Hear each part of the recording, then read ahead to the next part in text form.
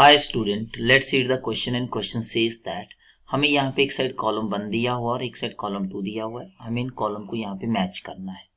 तो यहाँ पे कुछ पॉइंट्स हमें मेंशन है, हम इनको वन बाई वन जो है वो जो कॉलम सेकंड है उसको मैच करने की कोशिश करेंगे। ठीक है, तो देखिए यहाँ पे हम अगर की कंसेप्ट की बात करें, की कंसेप्ट यहाँ पे बहुत सारे हैं, तो पॉइंट वाइज पॉइंट हम उनको थोड़ा सा डिस्कस करने की कोशिश करेंगे कि क्या क्या की कंसेप्ट जो हैं वो हमारे पास यहाँ पर अप्लीकेबल है। ये थोड़ा सा हम पॉइंट वाइज पॉइंट जो है डिस्कस करेंगे। देखिए, पहला आपको यहाँ पे दिया हुआ, पहला पार्ट दिया हुआ that is P1 V1 is equals to P2 V2 and that is equals to P3 V3। देखिए, हम जानते हैं कि प्रेशर जो है वो वॉल्यूम के इनवर्सली प्रोपोर्शनल होता है at constant temperature. At constant temperature this statement was given by Boyle's law। Boyle's law, तो ये लॉ कौन सा है? This is your Boyle's law। तो Boyle's law ने ये स्टेटमेंट दी थी। हम कर सकते हैं P इज इक्वल्स टू, यहाँ पे आ जाएगा कांस्टेंट प्रोपोर्शनलिटी KB और PB किसके इक्वल आ जाएगा? K के इक्वल। इसका मतलब जो A आपके पास है ये क्या है? This is your Boyle's law। Boyle's law तो हम बोल सकते हैं कि यहाँ पे आ जाएगा this is your Boyle's law। तो A जो है ये आपके पास किसके साथ मैच कर रहा है? कॉलम के साथ, दैट इज योर W। पहला स्टेटमेंट हो गया। दूसरा स्टेटमेंट है, हम जानते हैं कि वॉल्यूम जो है वो टेम्परेचर के डायरेक्टली प्रोपोर्शनल होता है। ठीक है, तो यहाँ पे होगा at constant pressure. At constant यहाँ पे आपके पास आ जाएगा प्रेशर, इसको बोलते हैं आप लोग चार्ल्स लॉ। तो ये आपके पास बनेगा चार्ल्स लॉ। तो दिस इज ये चार्ल्स लॉ। चार्ल्स लॉ जो है ये आपके पास यहाँ से आएगा। इसका मतलब V किसके इक्वल हो जाएगा? KT के इक्वल हो जाएगा और B अपॉन T किसके इक्वल हो जाएगा? That is K constant. तो इसको हम लिख सकते हैं V1 divided by T1 that is equals to V2 divided by T2 that is equals to constant. तो इसका मतलब B जो है that is your Charles law. ये आ जाएगा आपके पास चार्ल्स लॉ, कांस्टेंट प्रेशर। इसका मतलब V जो है वो मैच कर रहा है आपके साथ, दैट इज विद आपके पास आ जाएगा U के साथ जो है ये मैच कर रहा है। तो ये सेकंड हो गया। थर्ड में हम देखें, थर्ड में हमारे पास दिया हुआ है कि जो रेट ऑफ डिफ्यूजन है ये इनवर्सली प्रोपोर्शनल होता है डेंसिटी के, स्क्वायर रूट ऑफ डेंसिटी के। तो हम जानते हैं कि रेट ऑफ डिफ्यूजन जो है it is inversely proportional to square root of density. इसको हम बोलते हैं Graham's law of diffusion. This is Graham's law of diffusion.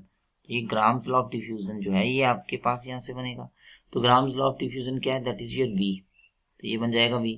तो C जो है ये आपके पास किसके साथ मैच कर रहा है? ये B के साथ मैच कर रहा है।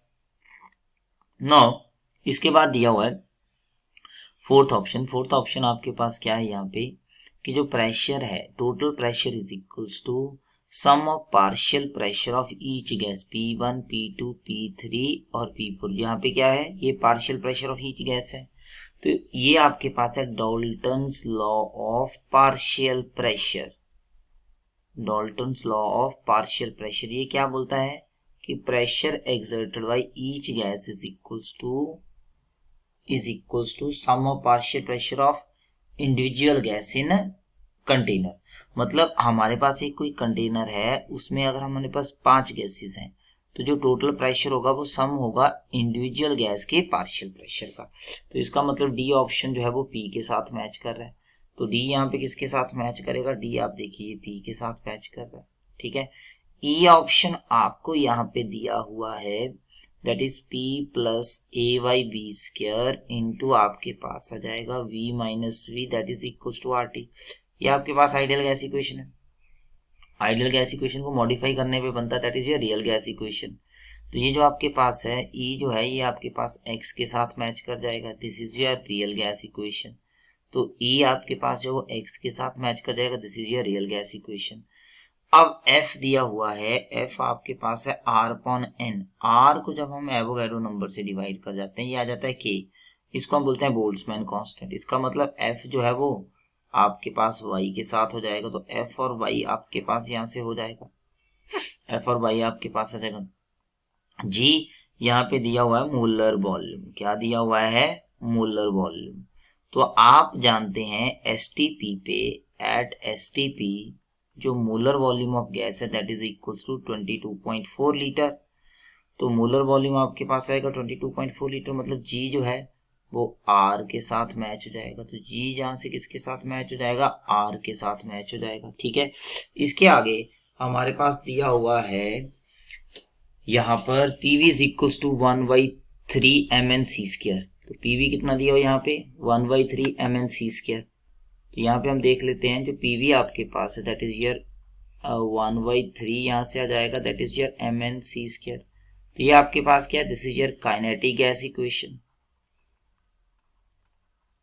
This is your kinetic gas equation. Kinetic gas equation यहाँ से बन जाएगा।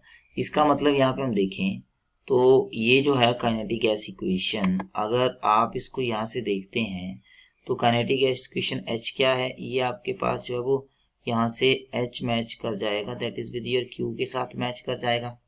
ठीक है, तो H Q के साथ मैच कर जाएगा। उसके बाद आपके पास दिया हुआ है graph between pressure and volume at constant temperature. देखो जब टेम्परेचर कांस्टेंट होता है इसको हम बोलते हैं कांस्टेंट टेम्परेचर, मतलब आइसोथर्म। तो ये आ जाएगा आइसोथर्म। इसका मतलब आई जो है वो एस के साथ मैच कर जाएगा। तो ये आई जो है आप बोल सकते हैं एस के साथ मैच कर जाएगा। तो आई और एस के बीच में मैचिंग हो जाएगी। और कांस्टेंट प्रेशर, जब प्रेशर कांस्टेंट होता है इसको हम बोलते हैं आइसो बार। आइसो मतलब सेम, बार मतलब प्रेशर। तो ये आपके पास जो जे जो है वो टी के साथ मैच कर जाएगा। किसके साथ मैच कर जाएगा, टी के साथ मैच कर जाएगा। So I hope this will clarify your doubt. Thank you.